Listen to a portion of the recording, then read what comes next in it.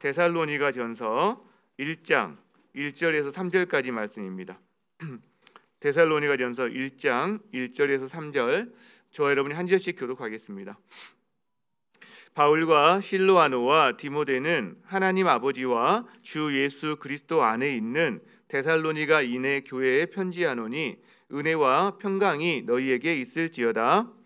우리가 너희 모두로 말미암아 항상 하나님께 감사하며 기도할 때에 너희를 기억함은 함께 너희의 믿음의 역사와 사랑의 수고와 우리 주 예수 그리스도에 대한 소망의 인내를 우리 하나님 아버지 앞에서 끊임없이 기억함이니. 아멘. 자리에 앉으시겠습니다. 우리 성도님들 지난 한 주 이렇게 어떻게 보내셨는지 궁금합니다. 우리가 회복과 또 탈진의 이 길 사이에서 그때그때 우리 삶을 살아가는데 어떤 길로 걸어갈 것인가라는 말씀을 함께 나누었잖아요. 한적한 곳을 이렇게 찾고 거기서 하나님의 이게 토닥거림을 여러분이 또 경험하신 그런 시간이었는지 궁금하고, 또 그런 시간 보내시기를 주의 이름으로 축원합니다. 저는 간혹 그런 질문을 저에게 한번 해봅니다. 사람은 뭘로 사는 거지? 전 목사, 너는 뭘로 사는 거지? 이런 질문을 간혹 해봅니다. 그 질문을 하다가 생각을 하다 보면 이렇게 그들 어떤 일정한 결론에 도달하게 되는데, 이런 대답을 하게 됩니다. 그래, 사람이 어떻게 사는 걸까? 무엇으로 사는 걸까? 맞아, 하나님의 은혜, 하나님의 헤세드로 사는 거지. 그게 없다면 내가 어떻게 살 수 있겠어? 또 하나, 그리고 다른 사람들의 은혜, 다른 사람들의 헤세드로 내가 살고 있지. 이 생각들을 이렇게 간혹 하게 됩니다. 여러분, 주님의 헤세드를 경험하고 살아가는 것, 그게 바로 한적한 곳에서 주님의 터치하심을 경험하는 게 아닐까, 그런 생각이 들고요. 우리가 다른 사람들의 헤세드를 경험하고 살아가는 게 뭘까? 그게 바로 공동체가 아닐까, 그런 생각들을 좀 해본다는 거죠. 코로나 시대에 사회적인 어떤 특징들을 많이 분석한 글들이 많았지만 대체적으로 코로나 시기의 특징 몇 가지 가운데 빠지지 않고 등장하는 것들이 있습니다. 그게 뭐냐면 개인주의가 아주 심화됐다는 거, 그리고 양극화가 더 이렇게 벌어졌다는 거. 그래서 부익부 빈익빈 현상, 이렇게 개인주의가 심화되고 양극화가 생기다 보니까 자연스럽게 세 번째, 배제와 혐오가 더 커졌다는 것. 또 이건 뭐 정치인들이 서로 부추긴 그런 부분도 있습니다만은, 어쨌든 이런 것들이 이렇게 코로나 시기의 어떤 특징, 위기적인 상황으로 이렇게 자주 대두가 되는데, 거기에 대한 대안이 결국 공동체입니다. 개인주의가 심화된 것에 대안도 공동체성이고요. 그죠? 양극화에 대안도 사회적인 연대가 얼마나 우리 가운데 더 작동을 할 것인가, 이 문제거든요. 결국 공동체 문제거든요. 그리고 배제와 혐오도 같이 서로 이해하고 공감하며 살아가는 사람들 안에서는 이게 훨씬 줄어듭니다. 이게 얼굴을 맞대고 대화하고. 그러니까 이 공동체성이 참 중요한데, 근데 우리가 그동안 코로나 때문에 너무 오랫동안 고립된 생활을 해왔단 말이에요. 이렇게 단절되고, 사회적인 거리두기, 그래, 관계에서 전화해서 만나기도 조심스러운, 뭔가 막 상대방에게 폐가 될까봐. 그래서 이제 코로나가 정점을 지나면서 아마 이거 다시 한번 관계적인 복원을 이루려는, 유예된 관계들을 다시 세워가려는 이 욕구들이 이제 우리 가운데 분출을 할 텐데, 그렇다고 그래서 만날 수 있다고 그래서 공동체성이 그냥 자연스럽게 세워질까, 증가할까, 그런 생각에 대해서도 궁금증을 갖게 됩니다. 왜냐하면 우리나라 이 공동체성이요, 공동체 지표가 굉장히 낮아져 있어요. OECD 경제개발협력기구에서 매년 한 11가지 지표를 가지고 그 나라의 어떤 삶의 질들을 조사하는 설문이 있거든요. 거기 보면 41개국 가운데 우리나라가 어떤 그 사회적인 참여라든가, 그다음에 교육이라든가, 또 안전, 이런 면에서는 굉장히 이렇게 삶의 질이 좀 높게 평가가 되고 있는데, 스스로. 근데 저 아래인 게 있어요. 꼴찌. 공동체 지수가 가장 낮아요. 한 3년 정도를 내리꼴찌를 하더니 최근에 한 3계단 올라와서 41개국 중에서 38위까지 올라오긴 했습니다만은 하여간에 거의 꼴찌 수준이에요. 이런 거거든요. 도움이 필요할 때 네가 도움을 의지할 수 있는 사람이 있어? 이런 질문이거든요. 도움이 필요할 때. 거기에 대해서 우리나라가 평균 이하일 뿐만 아니라 굉장히 낮다. 그래서 이런 공동체성 혹은 사회적인 연대라는 표현도 쓰는데, 사회적인 용어로는 이게 낮아지면 경제적인 위기가 왔을 때, 개인의 삶의 위기가 왔을 때 굉장히 어려움을 당하게 되고, 그 다음에 삶의 질이 확 떨어진다라는 그런 거죠. 우리 교회는 어떨까 이런 생각을 해봅니다. 우리 교회 코로나 2년 반 우리도 쉽지는 않았죠. 그러나 제가 한번 정직하게 이렇게 잘 한번 제 마음속으로 한번 돌아보니까 그래도 잘 이겨내 온 것 같다라는 마음이 들어요. 그래도 여러분들이 애써 주셨죠. 만남도 쉽지 않고 소통도 쉽지 않았는데 뭐 줌으로 소통하고, 누가 아프면 집 앞에 문에다가 문고리 신방, 그래서 음식 갖다 주고 마음을 담고, 이런 일을 또 서로 끊임없이 기도하고, 그러니까 여러분이 목장 안에서 또 부서 어떤 교육 공동체 안에서 훈련, 뭐 제자 훈련이 되는 부서 안에서 끊임없이 서로 소통하고 챙겨주고, 이런 것들 때문에 우리가 코로나로 말미암아 뭐 엄청난 막 마이너스 요인들이 우리에게는 별로 생기지 않았습니다. 너무 감사해요. 오히려 이 청년들이 더 늘어났던 것은 저에게 참 더 큰 감사인 그런 부분이 저에게 있습니다. 자, 성도 여러분 어땠습니까? 사회적인 거리두기하고 그 다음에 관계적인 얼굴을 대면하기 힘들 때 여러분 어떠셨어요?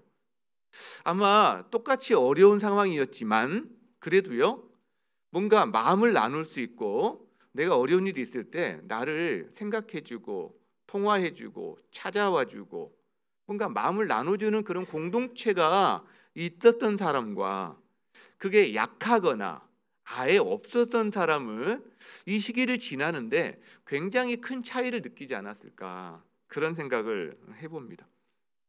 최근에 이제 교회에서 이런저런 장례를 또 많이 치렀는데, 장례를 치르면서도 이분들이 뭐 저 역시 그렇지만 장례 치르신 분들이 공통적으로 하시는 말씀이 있어요.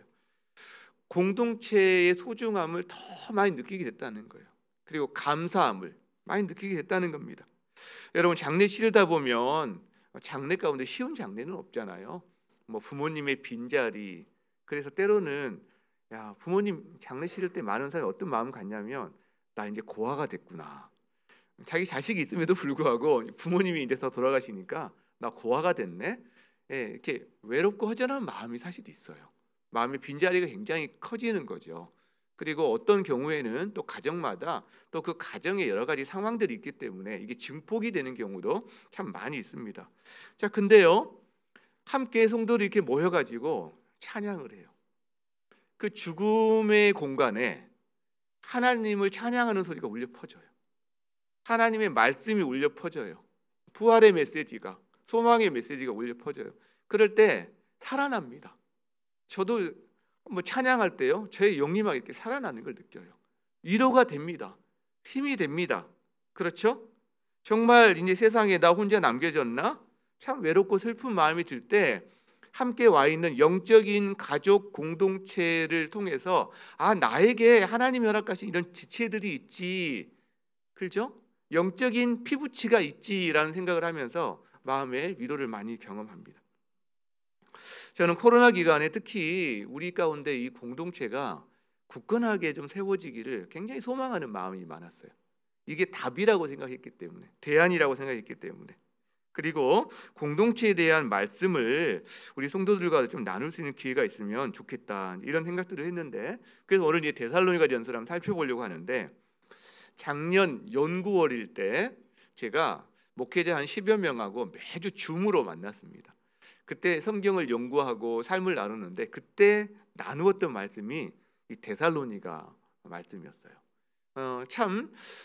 성경 연구하면서 제가 도전을 정말 많이 받았습니다. 데살로니가 교회를 연구할수록 와, 참 좋다, 대단하다, 어떤 이런 도전을 참 많이 받았는데, 당시 이제 여러 책도 뭐 참고하고 말씀도 연구하고 그랬는데 책이 많이 있지만 그 중에 도시 위의 하나님 나라라는 책이 있어요. 김영국 목사님이 쓴 책인데 아마 여러분 보시기에도 좋을 것 같고요. 그리고 이게 잘 정리해둔 그런 책입니다. 참고하시면 좋을 것 같고 저도 또 그 책의 어떤 구조나 내용들도 많이 참고를 할 수밖에 없는 그런 상황인 것 같아요. 자, 데살로니가 교회를 보면서 왜 그렇게 제가 도전을 받았을까 생각을 해보면 두 가지가 있어요. 하나는요, 데살로니가는 고대 도시입니다. 현대 도시가 아니, 지금부터 한 2000년 전의 도시거든요. 그런데 뭐 좀 더 설명하겠지만 이 고대 도시에서 기독교의 새로운 공동체가 세워진다는 것은 쉬운 일이 아니었습니다. 근데 이 공동체가 세워져요.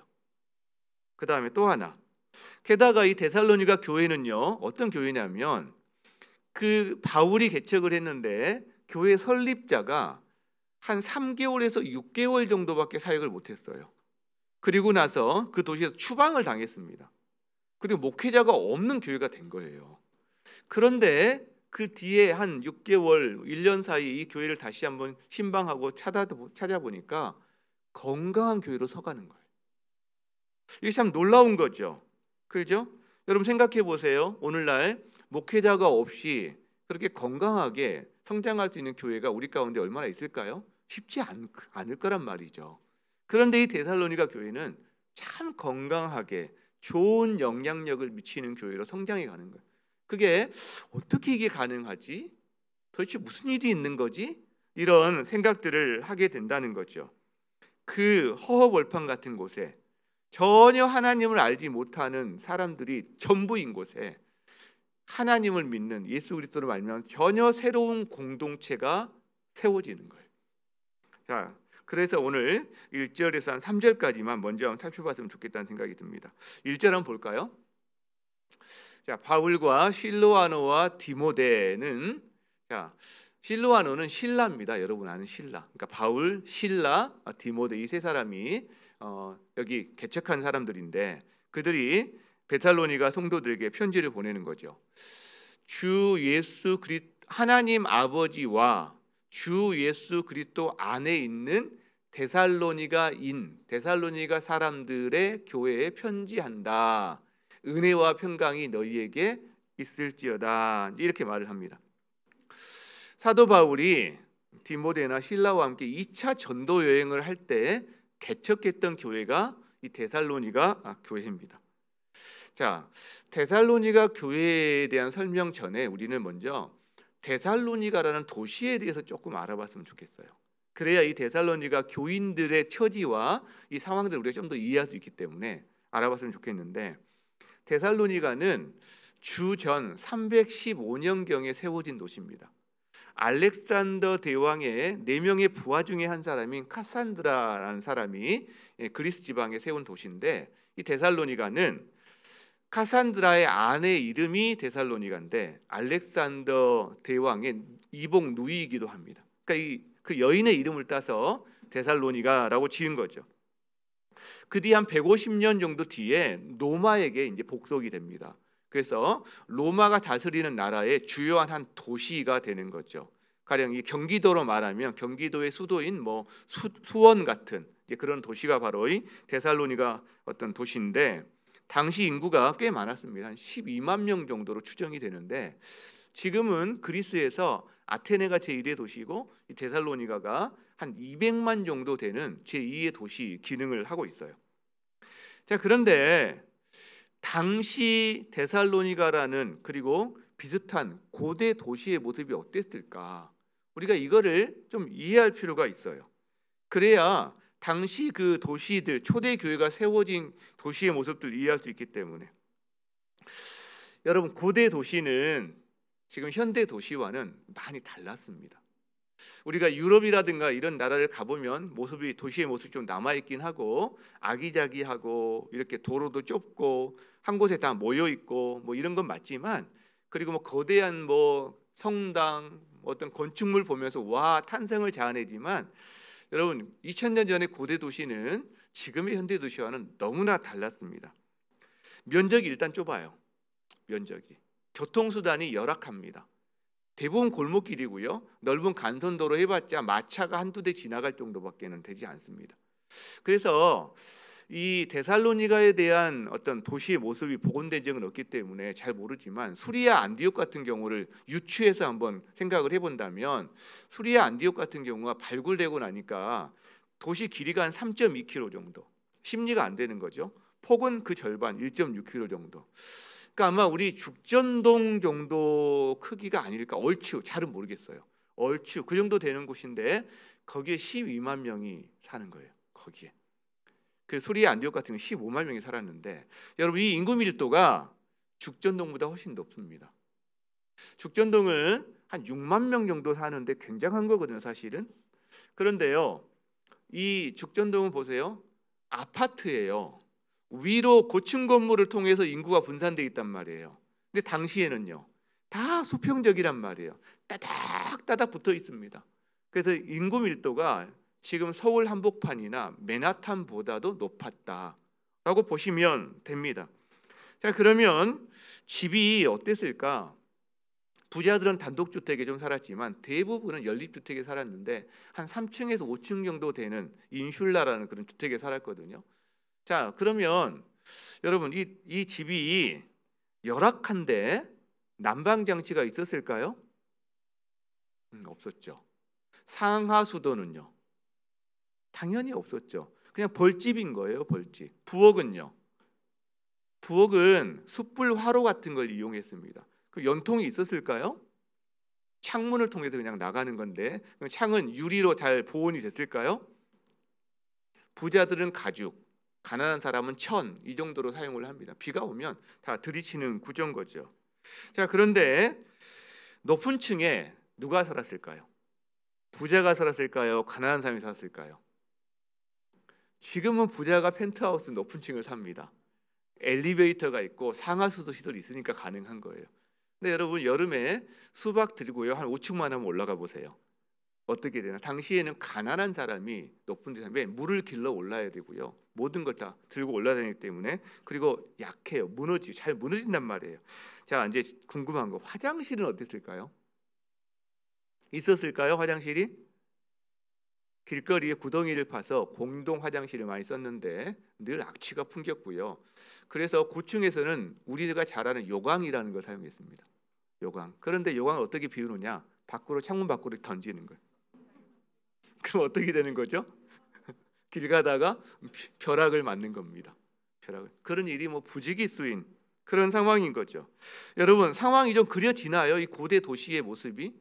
여러분 지금과 좀 달라요. 상수도 이렇게 좋은 도시에는 제공했다는 말도 있지만 대부분 오염된 물이었습니다. 그게 지금처럼 깨끗할 수가 없죠. 그러니까요, 먼지, 쓰레기, 그리고 악취, 그리고요 벌레 천치예요.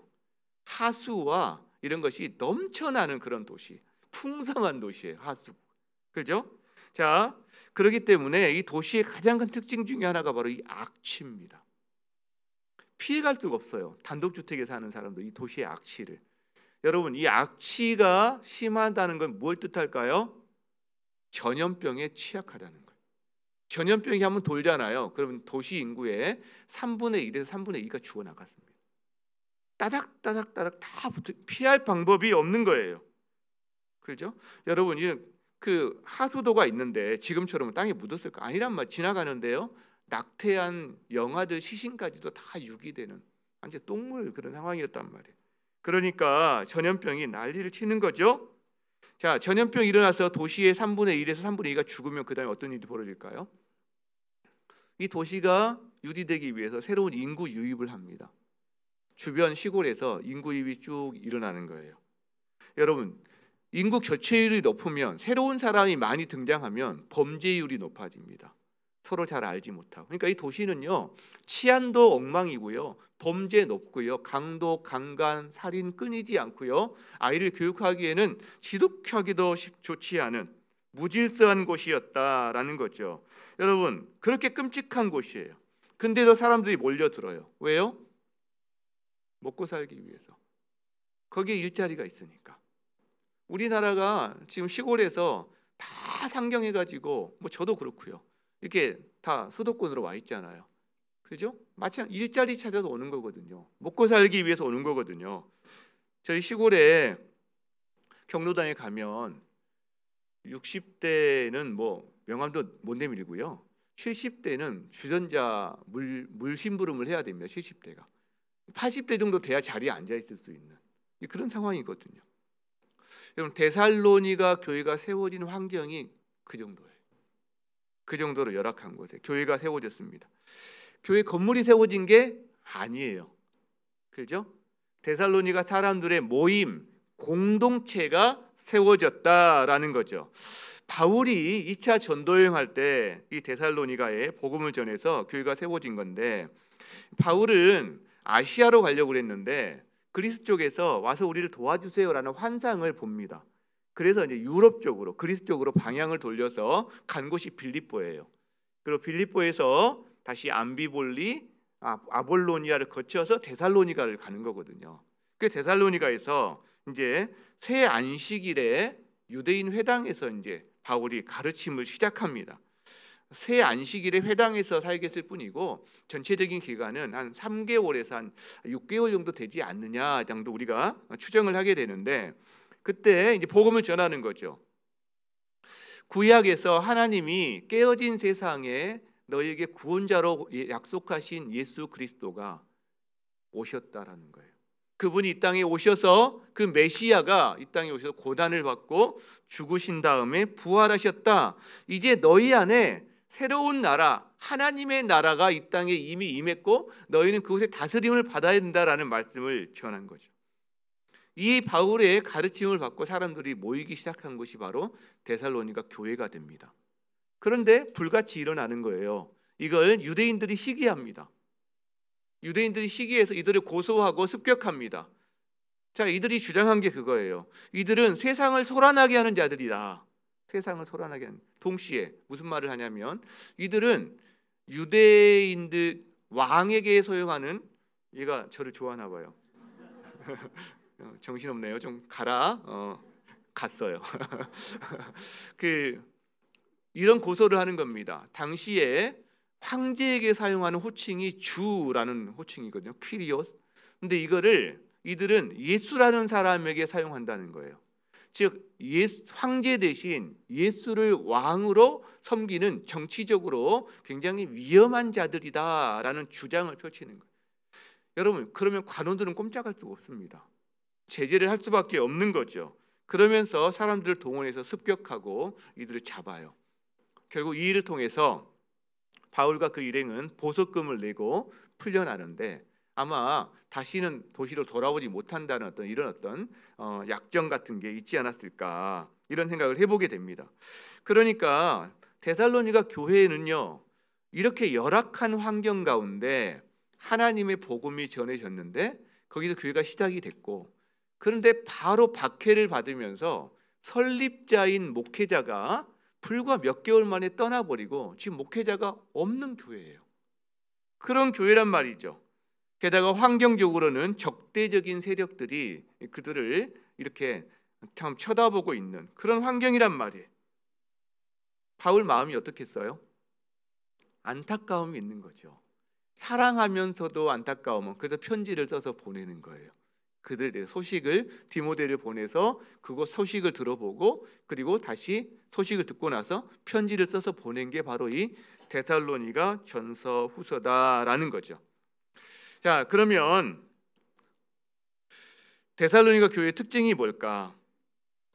이런 열악함에도 불구하고 굉장히 건강했는데 어떤 특징이 있었을까라는 거예요. 오늘 두 가지를 살펴보려고 합니다. 자, 먼저는 첫 번째 특징은 아까 1절에 봤던 거 다시 한번 볼까요? 하나님 아버지와 주 예수 그리스도 안에 있는 교회였다라는 거예요. 하나님 아버지와 주 예수 그리스도 안에 있는 교회. 우리는 이게 이제 워낙 익숙하니까 그냥 지나가지만, 먼저 그들은요, 데살로니가 교회의 특징은 하나님을 아버지로 모시는 사람들이었다라는 거예요.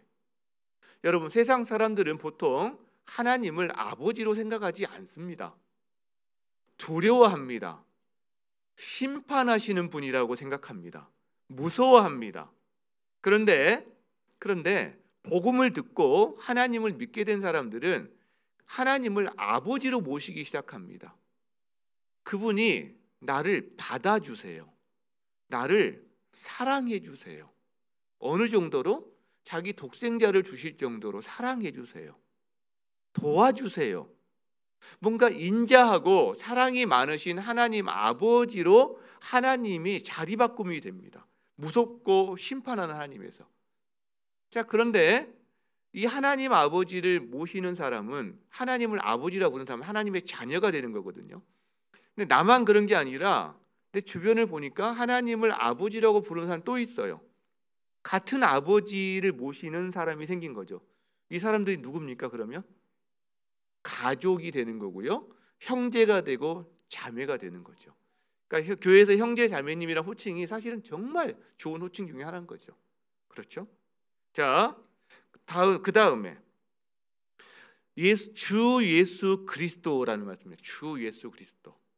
주라는 말은 나에게는 이제 황제가 왕이 아니라 예수님이 왕이시다. 나는 세상의 다스림을 받는 사람이기 이전에 하나님 예수 그리스도의 다스림을 받는 사람이다. 주님이 나의 인생과 이 온 우주와 이 세상의 진정한 통치자다라는 걸 고백하는 사람입니다. 이게 바로 주, 그 다음에 그리스도라는 말은 메시아라는 말이잖아요. 구원자. 여러분, 우리 인생 가운데 여러 가지 문제가 있어요. 근데 그런 문제들은 대개 보면 이 땅이 깨어지고 죄악 가운데 있는 죽음의 징조들이거든요. 근데 내가 노력을 한다고 해결되지가 않아요. 아무리 노력을 해도 한계를 경험합니다. 그런데 그때 우리는 구원자를 찾게 돼요. 누가 나를 이 공고함에서 건져줄 수 있지?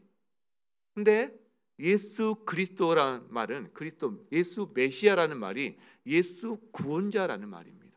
그러니까 주님이 내 인생의 구원자구나. 깨어진 세상 가운데 나의 한계를, 나의 모든 잘못을, 나의 죄를 다 건져주시는 구원자구나. 이거를 고백하는 사람들이라는 거죠. 예수가 하나님께서 깨어진 세상을 위해서 보내시기로 약속하신, 구약을 통해서 약속하신 그분이 바로 예수님이구나라고 믿는 사람들이라는 거예요. 그러면서 이제 어떤 말을 하냐면, 하나님 아버지와 주 예수 그리스도 안에 있는, 이런 표현이에요. 안에 있는. 신약 성경을 여러분 읽다 보면 이 안에 있는이라는 표현을 정말 많이 보게 됩니다. 안에 있는. 근데 이거는 공간적인 개념이라기보다는 관계적인 개념입니다. 즉 하나님과 예수 그리스도와 특별한 관계를 맺고 있는, 다른 말로 하면 내가 그분에 소속된, 그분 안에 있다는 것은 그분에게 소속되어 있고, 그분 안에 있다는 것은 나의 정체성이 그분 안에 있다는 말입니다. 실제로.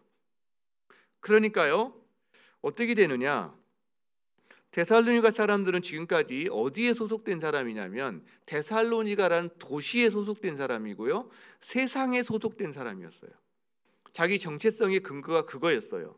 데살로니가에서 만약에 교육이 가장 큰 가치였다 그러면 그 사람도 대부분 교육에 목을 맸을 거예요. 돈이 가장 큰 가치였다 그러면 돈 버는데 굉장히 목을 맸을 거예요. 그게 자기 소속됨이고 자기의 정체성이니까. 자, 그런데 이 사람들은 또 다른 새로운 소속과 정체성을 갖게 됩니다. 그게 뭐죠? 하나님 아버지와 주 예수 그리스도라는, 거기에 소속된 사람이고 그분의 자녀요, 그분의 돌보심을 받는 사람이라는 정체성을 갖게 됩니다. 근데 그리스도인은 이중의 정체성을 갖는 사람이 되는 거예요. 땅의 시민이면서 우리가 사는 동안 여기에 발을 딛고 살아가니까 여기 땅의 시민 맞죠? 그러나 땅의 시민만이 아니에요. 하늘에 속한 자가 됩니다. 하늘 시민의 정체성을 갖게 됩니다. 우리나라 사람들 가운데서도 뭐 유학을 갔다거나 유학을 갔는데 거기서 이제 아이가 태어나면 미국 같은 경우는 속지주의, 그러니까 미국 땅에서 태어난 사람은 다 자기 시민권을 주는 거예요. 그러니까 이 아이가 미국 시민권자가 됩니다. 근데 이제 부모와 함께 이제 유학을 마치고 또 뭐 주재원을 마치고 돌아오면 우리는 속인주의예요. 즉 한국인 부모 밑에 태어난 애들은 한국 사람인 거예요, 우리나라. 그러니까 이는 자동적으로 한국 국적이 두 개가.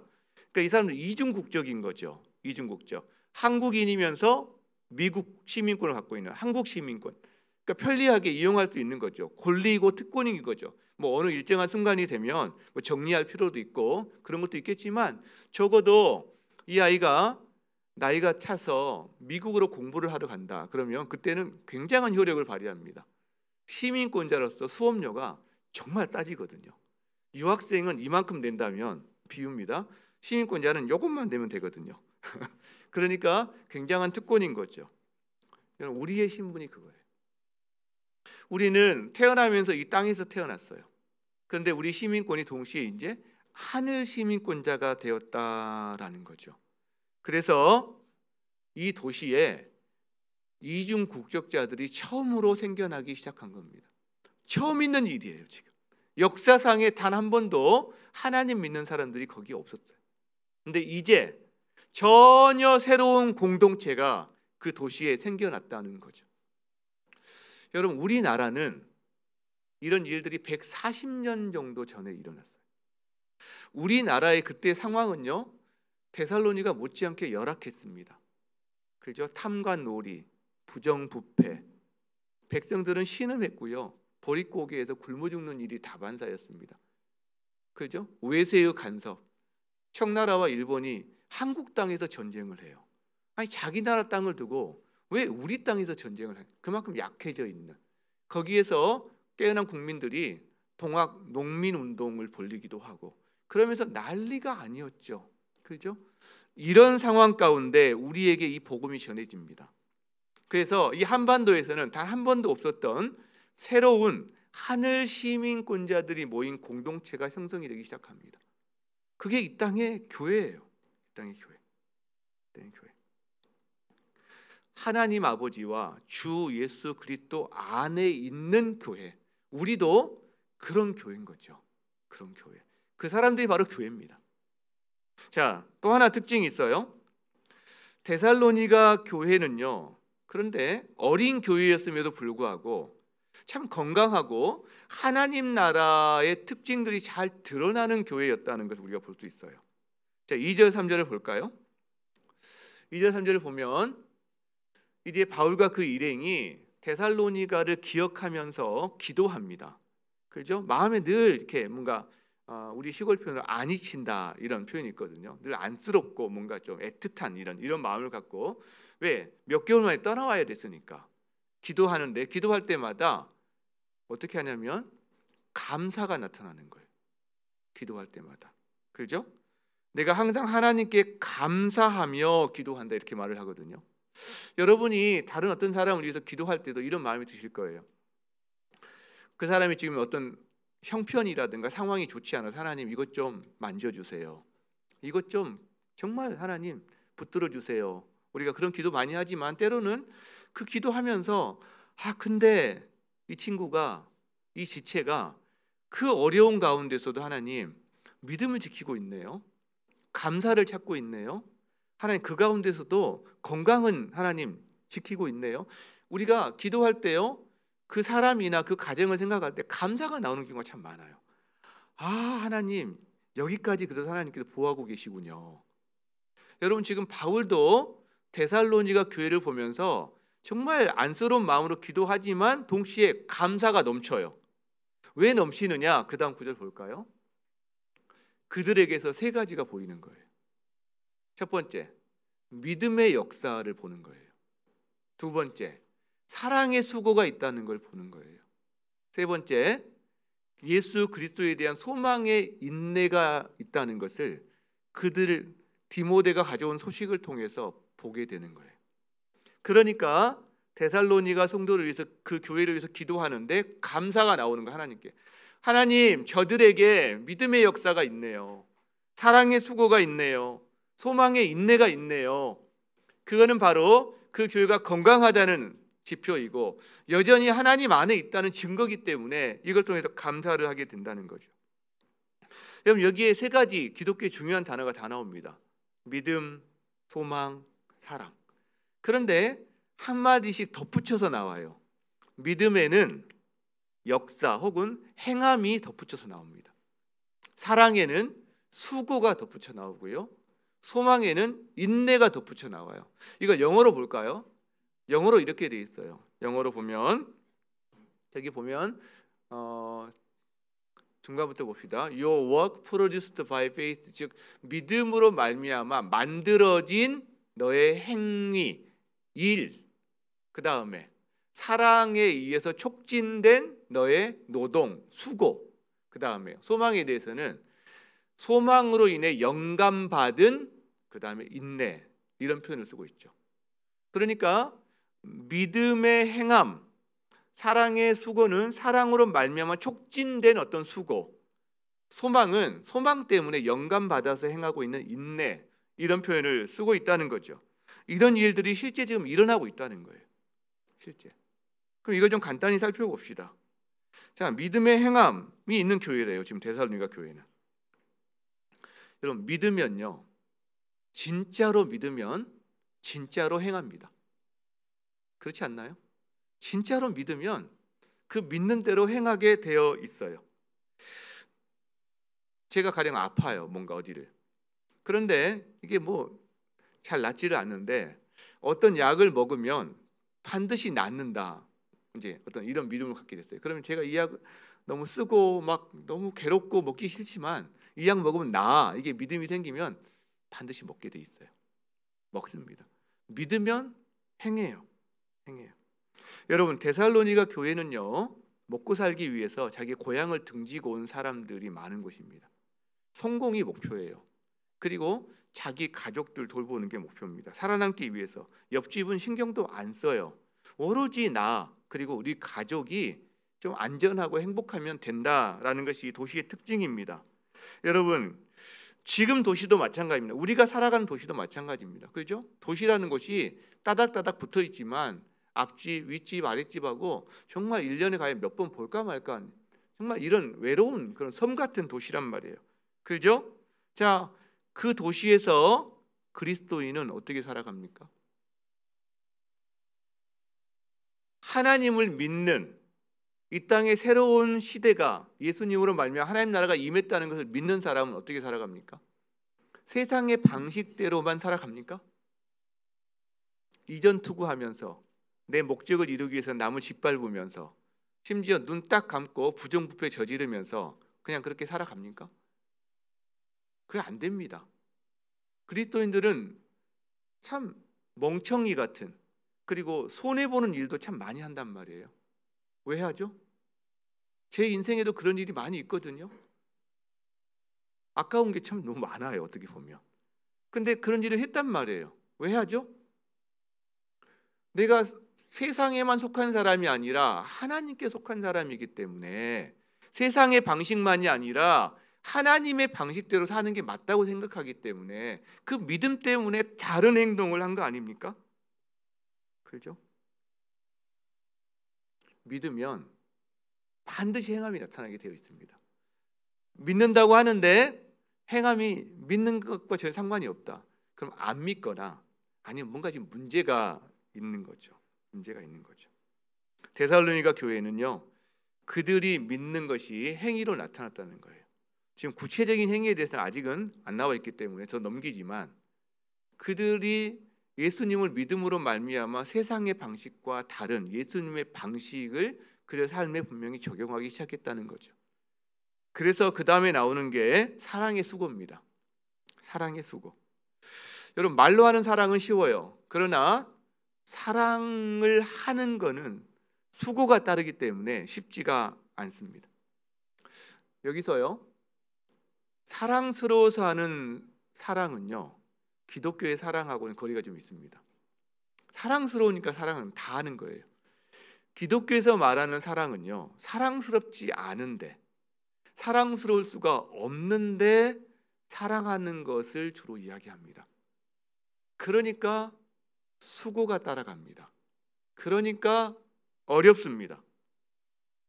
그렇게 말하면 이런 질문을 할 수 있어요. 아니, 진심이 아닌데 사랑하는 거는 오히려 가시가 아닌가? 근데 그런 사람은 평생 아무도 사랑하기 힘듭니다.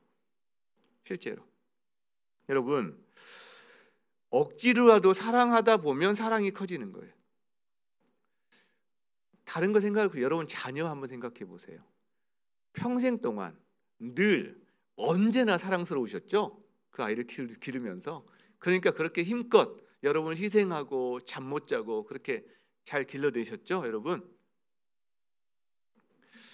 다른 사람 이야기하면 좀 뭐하니까 저는 어렸을 때 저희 어머니 등을 떠나지 않았대요. 효자였나 봐요, 효자. 어머니와 이렇게 분리하기 싫어하는. 근데 그게 워낙 심했나 봐요, 정말. 아예 어머니가 주무실 때도 저를 이렇게 업고 주무셔야 될 정도까지 갔나 봐요. 저는 알 수가 없죠, 사실. 근데요, 그 결과 전해오는 전설이 하나 있는데, 시골에 이제 나무를 해서 마당에 이렇게 쌓아놓잖아요. 또 가을거지에서 이렇게 볏집을 쌓아놓고 거기에 눈이 내렸답니다. 하얀 눈이. 어느 날 겨울밤에 아버지가 저를 던져서 그 볏단 위로, 눈 위로 던졌다는 거예요. 여러분 그 심정이 이해가 되세요? 저는 이해가 안 돼요. 가면 어떻게 저를 이렇게 저를 아버지가 던지셨을까 생각하는데 자식이 늘 사랑스러워서 사랑하는 게 아닙니다. 자식이니까 사랑하는 거고 사랑하다 보면 사랑이 생기는 거죠. 그렇죠? 우리 역시 마찬가지라는 거예요. 여러분 도시 생활 다시 한번 생각해 볼까요? 따닥따닥 붙어 살아요. 근데 외로워요. 힘든 일도 많아요. 역병이 돌면 많은 사람이 죽어 나갔습니다. 그렇죠? 자, 그때 할 수 있는 사랑의 수고가 무엇이었을까요? 병에 걸린 사람을, 그리고 거의 죽을 지경까지 간 사람을 돌봐주는 거예요. 그때 하는 일이 그게 사랑의 수고입니다. 초대교회가 영향력을 그렇게 크게 가졌던 가장 중요한 이유 중에 하나가 바로 이 부분이에요. 여러분 역병이 돌면 사람들은 다 도망갔습니다. 의사도 왜? 살아남을 방법이 별로 없어요. 도시의 한 3분의 1에서 3분의 2가 죽어나갔기 때문에. 여기 우리 앉아있는 인구의 절반이 죽어나가는 이건 너무나 대단한 거잖아요. 다 도망가요. 부자들은요 시골에 있는 별장으로 다 피신을 갑니다. 근데 도망 안 가는 사람들이 있어요. 그리스도인들이 자기 공동체에 있는 형제 자매를 돌보기 시작합니다. 음식으로, 간호로, 그리고요 공동체 밖에 있는 사람들도 돌보기 시작합니다. 장례를 정성껏 치러주기 시작합니다. 바로 이게 사랑의 수고였어요. 그러니까 그때 살아남은 사람들이, 그들 본 사람들이 어떻게 되겠어요? 그리스도인 공동체로 들어오게 되는 거죠.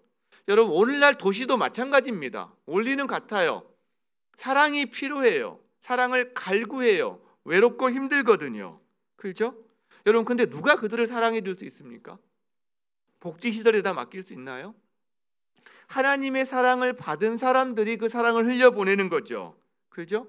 그러니까 교회라는 곳이 자기들끼리 모여서 재미있고 자기들끼리만 예배하고 자기들끼리만 천국을 누리는, 이게 필요 없다는 게 아니라 그것만 하는 곳으로 전락해버린다면, 그래서 이웃들, 우는 사람들, 이런 사람들에 대한 관심이 없다면 그 교회는 사해가 되고 맙니다. 사해.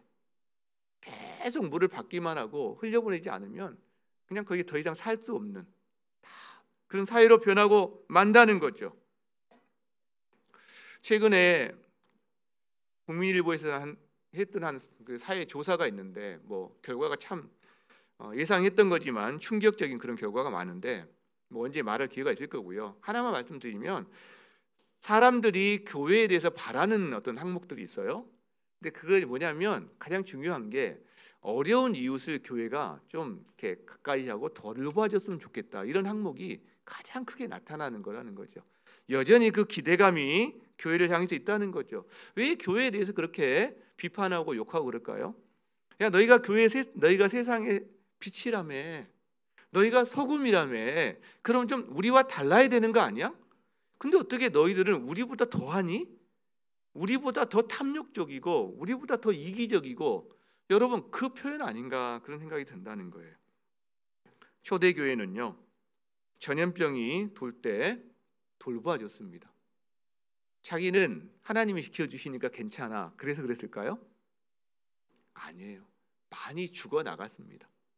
왜? 이미 나는 하나님 나라를 누린 사람이고, 그리고 여기서 하나님의 부르심을 받는다 할지라도 나에게는 주님의 구원이 보장되어 있다. 이것이 그들에게 용기를 준 거죠. 여러분 초대교회만 그런 게 아닙니다. 가장 가까이에요. 우리나라에도 김교신이라는 선생님이 계세요.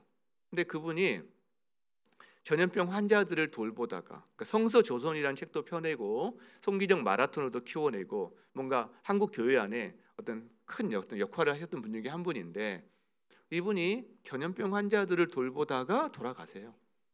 우리 믿음의 선배들 안에도 바로 그런 모습이 있습니다. 설교하는 제가 이런 걸 이렇게 말씀을 준비하다가 한번 생각해봐요. 내가 어떤 그런 역할을 해야 되는 상황이 됐을 때, 그럼 나는 이런 질문을 좀 해보게 됩니다. 나는 할 수 있어. 이렇게 내가 할 수 있을까? 우리 하보미처럼, 하보미는 할 수 있어. 뭐 이렇게 할 수 있을까? 저는 하보미처럼 말하기는 어려워요. 나는 할 수 있어. 막 자신 있게 못하겠지만, 그러나 제가 계속 마음으로 다짐을 합니다. 주님, 그게 제가 가야 될 길이고 그리스도의 길이라면 가야죠. 장담은 못하지만 가야죠. 그걸 가보겠습니다. 그죠? 그런 생각을 합니다. 여러분도 마찬가지 아닌가요? 우리가 그리스도인으로서 걸어갈 길이라면, 그 사랑의 수고가 필요하다면 해봐야죠. 물론 완전하지 못합니다. 그러니까 장담은 못합니다. 그러나 할 거고, 하는 곳에 하나님의 은혜를 더 누리게 될 거다. 저는 이 믿음은 있다는 거예요.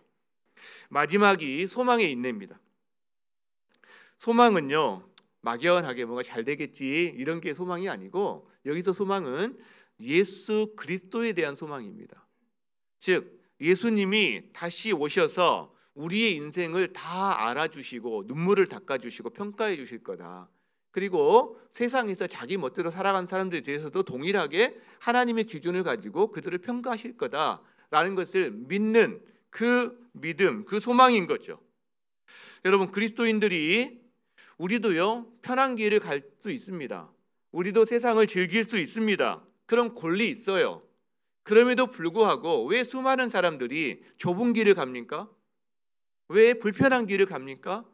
눈 한 번만 질끈 감으면 저 이득을 내가 취할 수 있는데, 왜 눈을 질끈 감지 않고 왜 정당한 길을 추구하다가 때로 손해를 봅니까? 하나님 앞에 살기 때문에 그런 거 아니에요? 우리가 예수님이 다시 오셔서 내 모든 인생을 아실 거고, 나를 받아주실 거고, 평가해 주실 거고, 그다음 보상해 주실 것이다 라는 이 소망이 있기 때문에 현재 삶에서 우리가 무언가를 인내하는 거 아닌가요? 즐길 것 다 즐기고 누릴 것 다 누리고 쾌락과 모든 세상 사람이 가는 길로 다 가지 않는 이유가 바로 여기에 있는 거 아닙니까? 그렇죠? 근데 한 가지요, 그리스도인들이 세상 살아가는 게 힘들거든요. 좀 어렵고. 근데 세상 사람도 힘들어요, 여러분. 그리스도인들만 힘든 게 아니라. 그래서 그리스도인의 소망의 인내는 세상 사람이나 다 똑같이 당하는 환경 가운데서 참는 것에 대한 인내가 아니고, 우리는 예수님 때문에 우리가 참아야 되고 인내해야 되는 것들이 우리의 인내의 열매가 되는 거죠. 그렇죠? 세상 사람도 참아야 됩니다. 자기 멋대로 자기 마음대로 다 살 수 있는 사람은 없거든요. 우리가 인내하는 이유는 하나님 나라, 이미 임한 하나님 나라를 살아내고 그 세상에게 드러내려고 하다 보니까 거기서 생기는 간격과 거기서 생기는 어떤 고통과 조금은 우리가 겪는 어떤 위험이나 이런 것들을 우리가 감당하는, 때로 지쳐도 그걸 감당하는, 그게 바로 우리의 소망 때문이다라는 거죠. 여러분, 왜 그렇게 치열하게 사십니까? 왜 그렇게 피곤하고 탈진에 이를 정도까지 여러분 애쓰면서 살아가십니까? 이유가 중요합니다. 이유가 무엇 때문인지, 그렇죠? 그것이 만일 다시 오실 예수님에 대한 소망 때문이라면 결코 헛되지 않을 수 있다는 거죠. 우리는 그 소망 안에 살아가는 사람이다라는 겁니다. 말씀을 마무리하고자 합니다. 저는 이 데살로니가 교회가 참 도전이 된다고 그랬어요. 그죠? 정말 끔찍하고 열악한 환경, 적대적인 어떤 그런 상황들. 근데 굉장히 어린 교회인데 이렇게 건강하게 믿음의 행함, 사랑의 수고, 소망의 인내를 이미 보여주고 있는 그런 교회가 된다는 거, 이게 저에게는 너무 도전이 됩니다. 그래서 우리 교회를 한번 이렇게 생각을 해보게 됩니다. 우리 교회는 어떠한가? 축전 우리 교회는 어떠한가 이런 생각을 자연스럽게 해보게 됩니다. 근데 제가 이거 하면서 참 감사한 마음이 들어요. 감사한 마음. 여러분, 우리 교회 안에도 이것이 보입니다. 믿음의 행함, 사랑의 수고, 소망의 인내가 있는 교회라는 생각을 제가 뭐랄까 과장이 아니라 그냥 정직하게 있구나라는 생각을 하게 됩니다. 그래서 감사해요.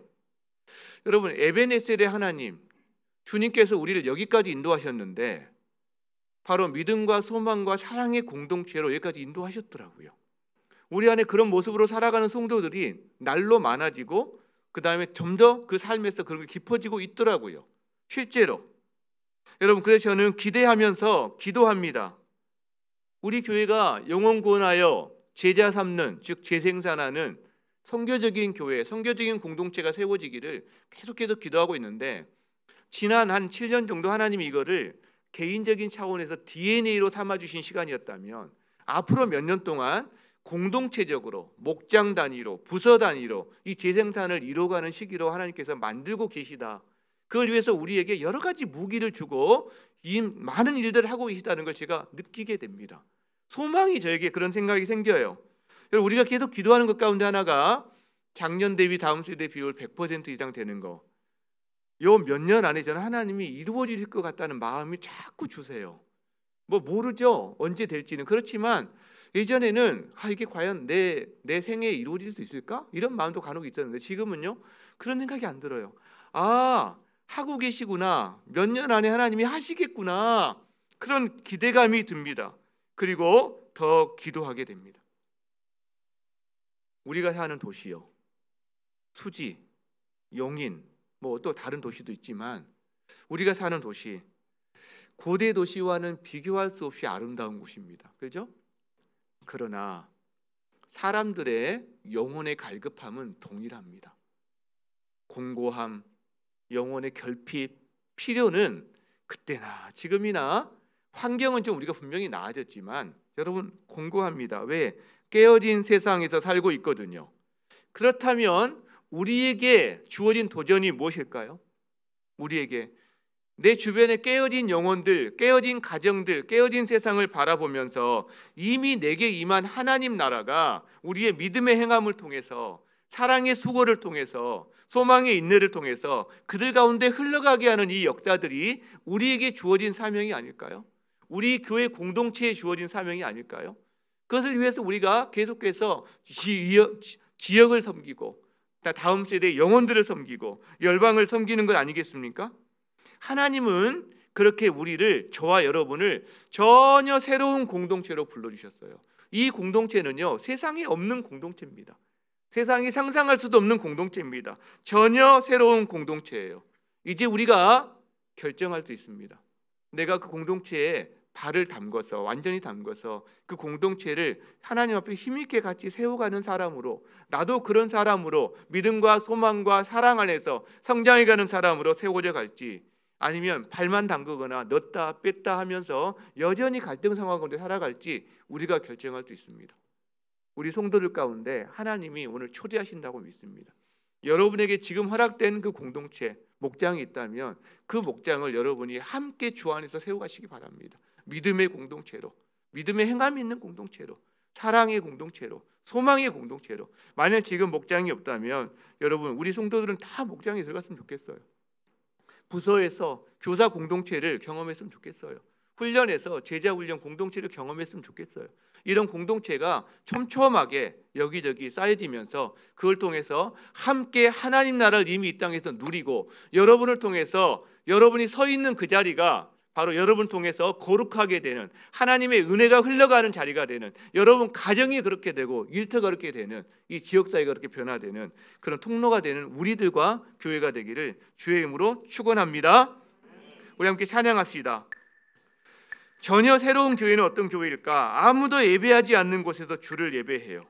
아무도 찬양하지 않는 곳에서 주를 찬양해요. 그리고요, 아무도 헌신하지 않는 곳에서 주께 헌신해요. 우리 함께 찬양하며 저 앞에 나가겠습니다. 아무도 예배하지 않는, 아무도 예배하지 찬양하지 않는 그곳에서 주를 예배하리라. 아무도 찬양하지 않는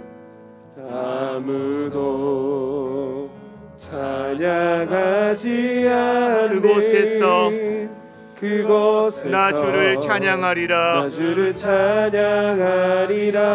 누구도 헌신하지 않는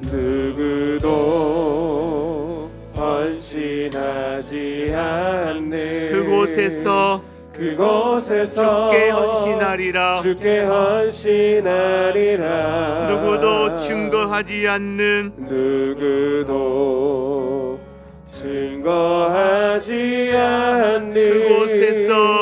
그곳에서 나 주를 증거하리라. 내가 밟는 모든 땅 주를 예배하게 하소서.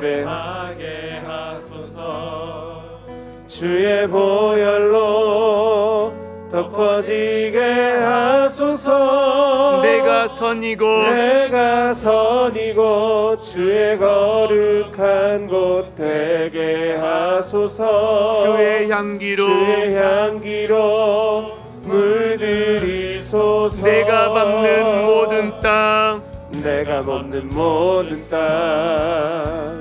주를 예배하게 하소서. 주의 보혈로 덮어지게 하소서. 내가 선이고 주의 거룩한 곳 되게 하소서. 주의 향기로 물들이소서. 여러분 축복합니다.